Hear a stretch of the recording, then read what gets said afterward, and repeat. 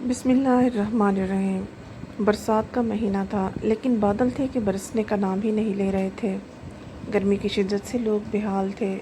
ہر وقت حبس اور گھٹن جیسا ماحول تھا۔ ایسا لگتا تھا کسی بھی پل میں برس جائے گا، لیکن پتہ نہیں کیوں بادلوں کو نہیں برسنا تھا۔ ایسے میں 12 گھنٹے چست یونیفارم پہنے درجنوں لوگوں کے بیچ اپنی ڈیوٹی کرنا میرے لیے بہت مشکل کام تھا، مگر مجبوریاں انسان سے سب کچھ کروا لیتی ہیں۔ یہ بھی ایک ایسی ہی دوپہر تھی۔ ہال کچاکچ لوگوں سے بھرا ہوا تھا۔ لنچ ٹائم تھا اور اس وقت ہوٹل میں پاؤں رکھنے کی بھی جگہ نہ تھی۔ یہ ایک بہت مشہور ہوٹل تھا اور یہاں عموماً زیادہ تر رش ہی ہوتا تھا۔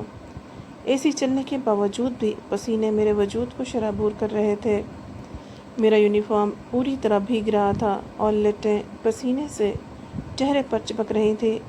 میں بڑی مشکل سے اپنی ذمہ داریاں پوری کر رہی تھی اور ایسے میں اچانک کچھ ایسا ہوا کہ میرے رونگٹے کھڑے ہو گئے۔ پہلے تو مجھے لگا کہ میرا وہم ہے، لیکن اگلے ہی لمحے جب حقیقت کا احساس ہوا تو میرے قدموں تلے سے زمین نکل گئی۔ میں ٹیبل نمبر 4 کا آرڈر لے کر پلٹی ہی تھی کہ مجھے اپنی کمر پر کسی کا ہاتھ رینگتا ہوا محسوس ہوا۔ مجھے ایسے لگا جیسے کسی نے میرے وجود میں کرنٹ بھر دیا ہو۔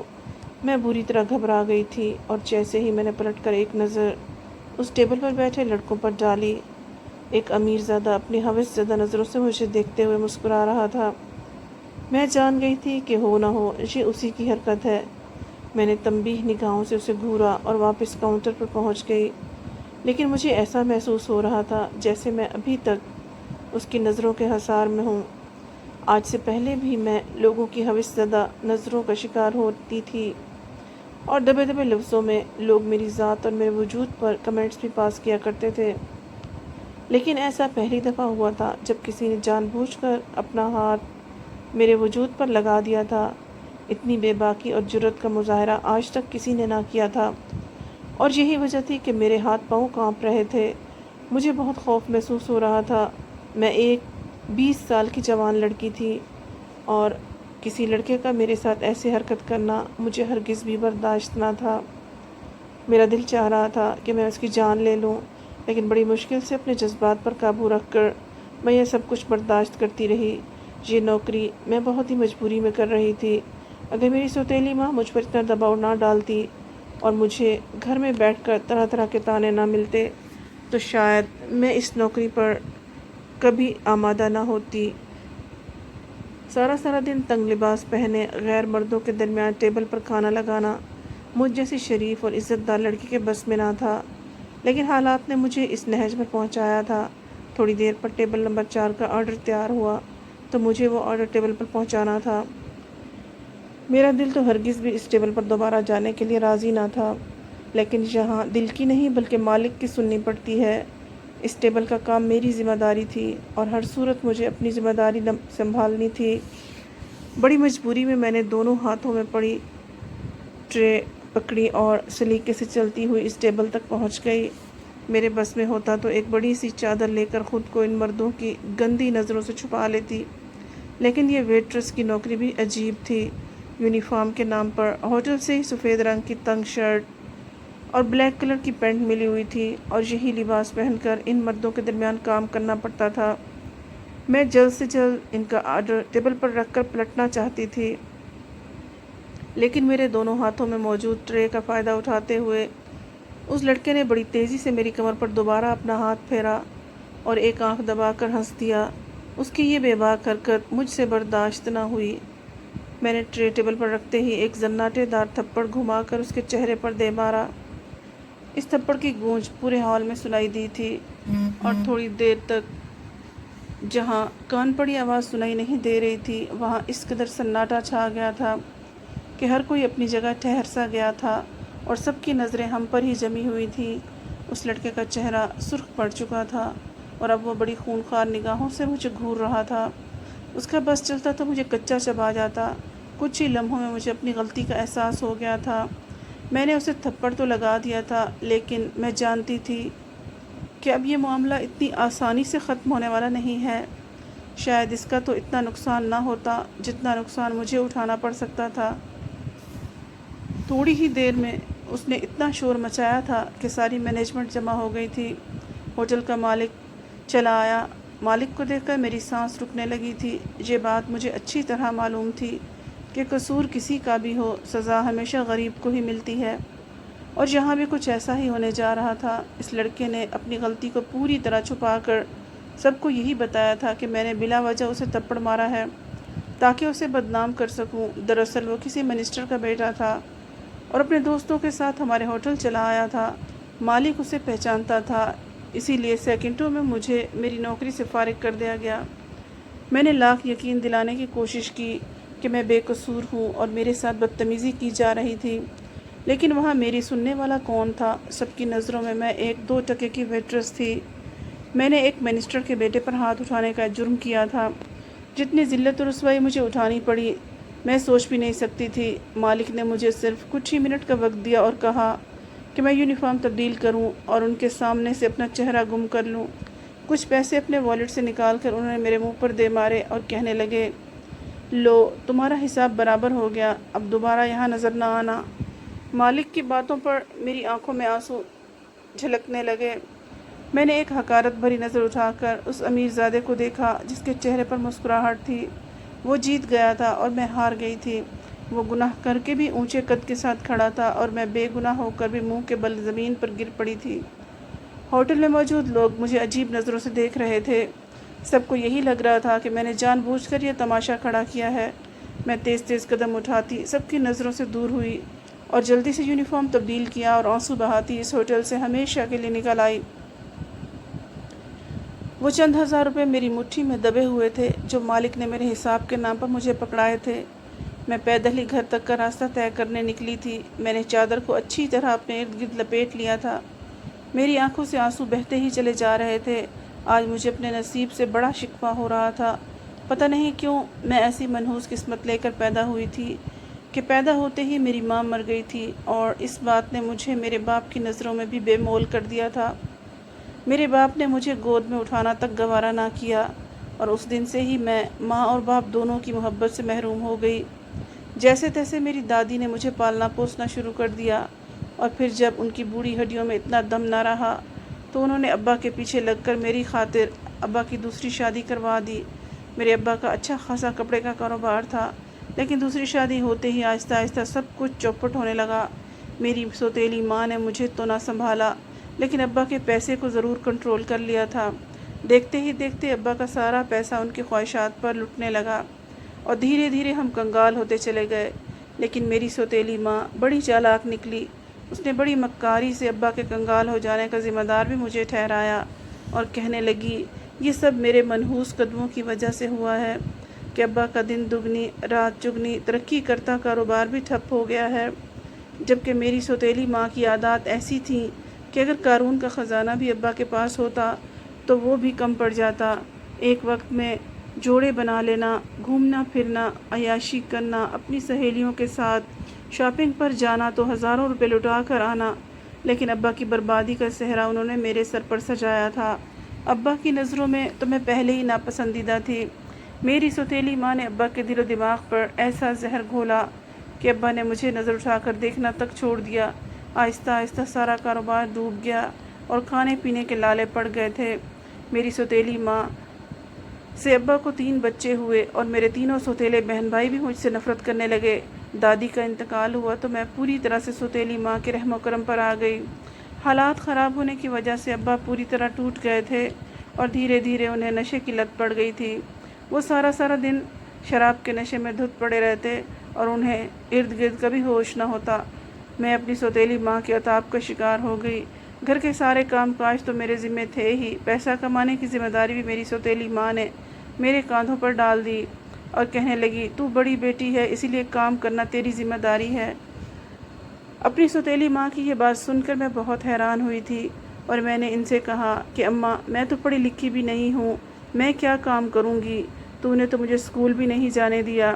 یہ سن کر میری سوتیلی ماں نے میرے منہ پر ایک زوردار تھپڑ مارا اور کہنے لگی، تو میں کون سا تجھے ماسٹرنی بننے کا کہہ رہی ہوں؟ تو کیا چاہتی ہے؟ تجھے سیدھے کسی دفتر میں افسر کی نوکری مل جائے، میں خود تیرے لیے کوئی کام دیکھتی ہوں۔ اگلے ہی دن سے اماں نے میرے لیے کام کی تلاش شروع کر دی۔ اتفاقاً میرا سوتیلا ماموں گھر آیا تو اماں نے اس سے میرے کام کی بات کی۔ ماموں کہنے لگا کہ میرے دوست کا ہوٹل ہے اور وہاں ویٹرس کی ضرورت ہے، تیری بیٹی پڑھی لکھی تو ہے نہیں، اسے ویٹرس ہی بنا دے۔ یہ سنتے ہی اماں خوش ہو گئی اور مجھے ہوٹل لے گئی۔ یہ پہلی دفعہ تھا جب میں اتنے لوگوں کے درمیان تھی، اس سے پہلے تو کبھی میں گھر سے باہر نہ نکلی تھی۔ اماں نے خود ہوٹل کے مالک سے بات کی اور ہماری مجبوریوں کا ایسا احوال سنایا کہ اس نے مجھے نوکری پر رکھ لیا اور اسی وقت میرے ہاتھ میں ہوٹل کا یونیفارم تھما دیا۔ میں نے پہلی دفعہ ایسا لباس پہنا تھا اور بغیر دوپٹے یا چادر کے اتنے لوگوں کے درمیان کھڑے ہونا میرے لیے ناممکن تھا۔ میں بری طرح کانپ رہی تھی اور میں نے یونیفارم کے اوپر چادر لپیٹی ہوئی تھی کہ میری سوتیلی اماں نے میرے ہاتھ سے چادر چھینی اور کہنے لگی کہ بس بھی کر دے، یہ پارسائی کا ڈرامہ، معلوم ہے مجھے تو کتنی نیک ہے۔ اماں میری چادر ایک کونے میں پھینک کر مجھے نوکری پر لگا کر چلی گئی۔ میں اتنے لوگوں کے درمیان لباس میں ہونے کے باوجود بھی خود کو برہنہ محسوس کر رہی تھی، اور پھر دھیرے دھیرے مجھے اس سب کی عادت ہوتی چلی گئی۔ لیکن جس چیز کی مجھے عادت نہ ہوئی وہ لوگوں کی غلیظ نظریں تھیں۔ جب بھی مجھے کوئی گندی نظر سے دیکھتا تو مجھے رونا آ جاتا اور دل چاہتا میں کہیں غائب ہو جاؤں، مگر آج جو کچھ ہوا تھا وہ تو حد سے زیادہ تھا اور اسی لیے میں خود پر قابو نہ پا سکی تھی اور اس امیر زادے کو تھپڑ مار کر اپنی بربادی کو دعوت دے بیٹھی تھی۔ آدھے گھنٹے کی مسافت کے بعد جب میں اپنے گھر کے دروازے پر پہنچی تو اماں مجھے دروازے پر کھڑا دیکھ کر حیران رہ گئی۔ دوپہر کے کوئی 3 بج رہے تھے اور میری چھٹی تو رات کے 8 بجے ہوا کرتی تھی۔ اماں کی نظروں میں سوال دیکھ کر میں نے ڈرتے ہوئے خود ہی اماں کو بتا دیا کہ مجھے نوکری سے نکال دیا گیا ہے، اور یہ سنتے ہی اماں نے مجھے مارنا پیٹنا شروع کر دیا۔ مجھے وہ گالیاں دیتے ہوئے کہنے لگی کہ اب گھر کیسے چلے گا، تو مہارانی بن کر نوکری چھوڑ آئی ہے، جیسے یہاں منوسلوا اترنے والا ہے، تیرا باپ نشہ کر کے پڑا رہتا ہے، تیرے باپ سے شادی کر کے میری تو زندگی ہی برباد ہو گئی۔ اماں کا بس چلتا تو وہ میری جان ہی لے لیتی، اور جب اماں غصہ نکال کر تھک گئی تو انہوں نے مجھے ایک کمرے میں بند کر دیا اور کہنے لگی یقیناً تو ہی بد کردار ہوگی اور الزام بیچارے لڑکوں پر لگا دیا، اب اس کمرے سے نہ نکلنا، ایسا نہ ہو کہ ہمارا منہ ہی کالا کروا دے۔ مجھے تو لگتا ہے تیری مری ہوئی ماں بھی تیرے جیسی تھی۔ سوتیلی ماں کے ایسے جملے میرے کلیجے کو چھلنی کر گئے۔ میں بند کمرے میں تنہا بیٹھی رہ گئی تھی اور سمجھ نہیں آ رہا تھا کہ آگے کیا ہوگا۔ دن ایسے ہی دھیرے دھیرے گزر رہے تھے۔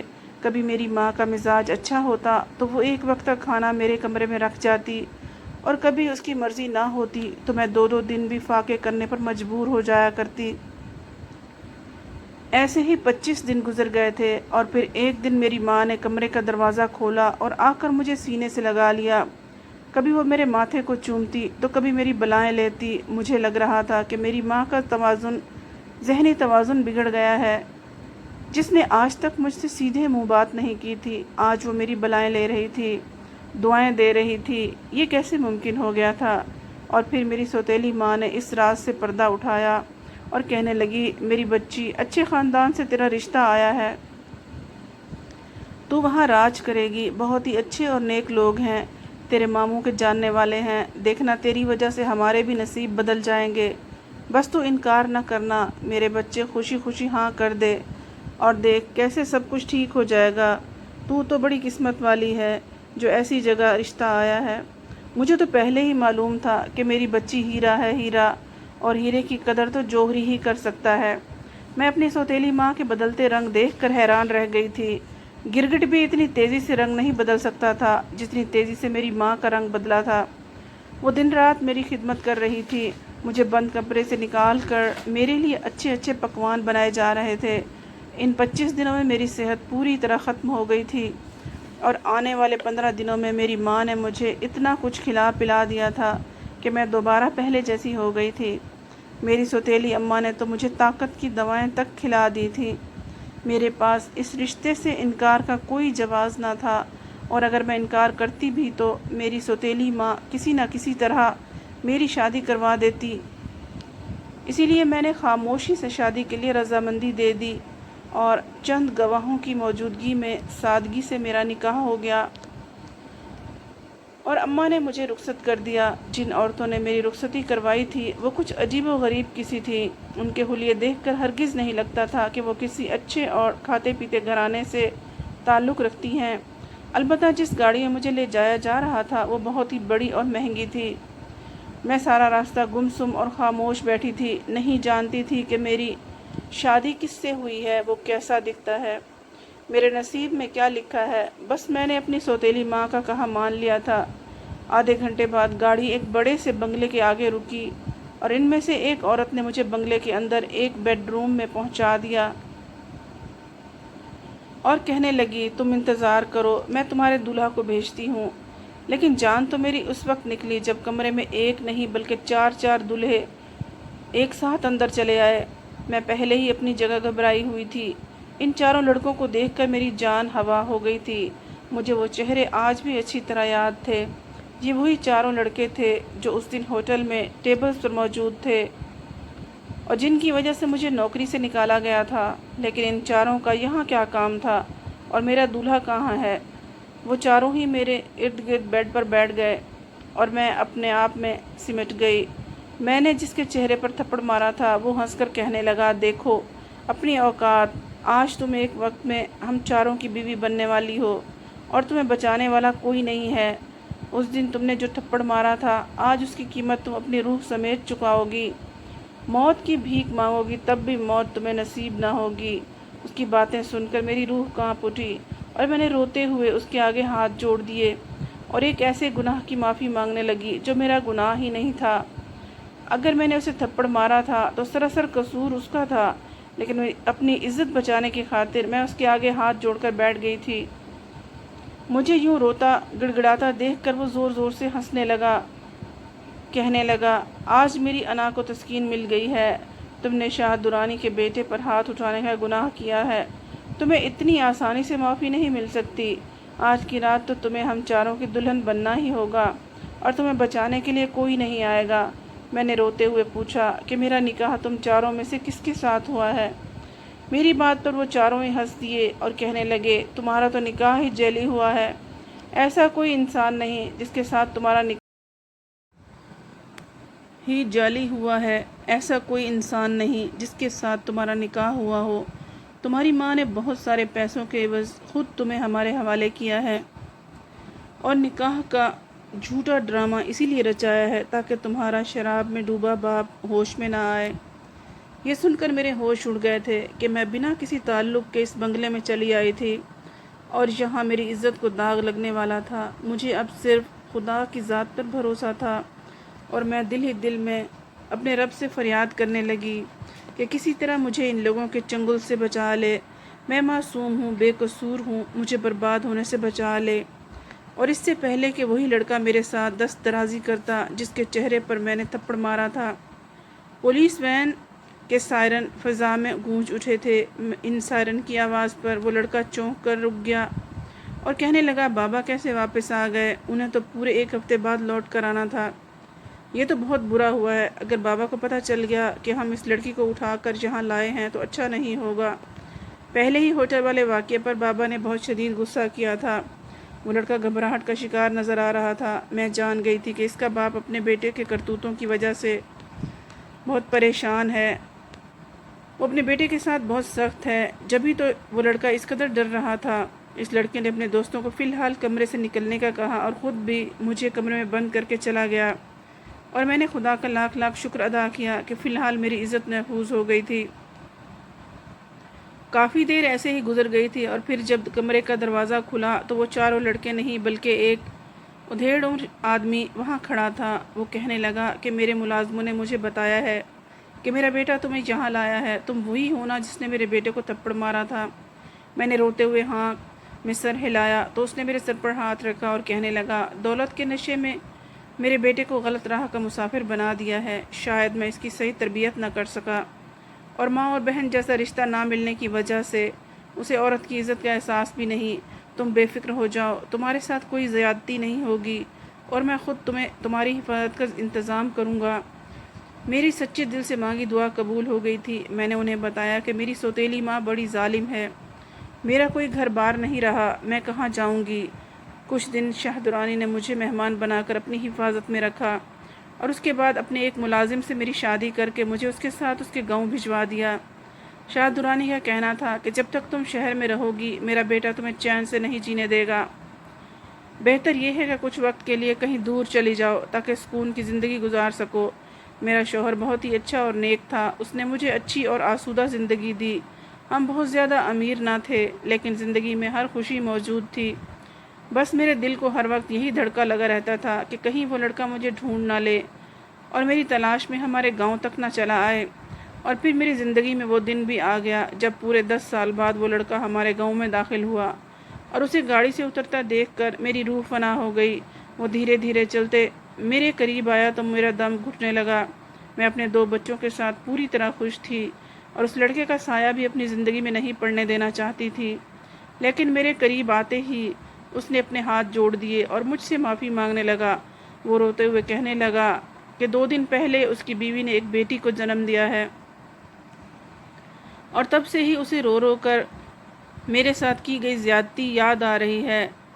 اسے ڈر ہے کہ کہیں جو کچھ اس نے کیا وہ اس کی بیٹی کو نہ بھگتنا پڑے۔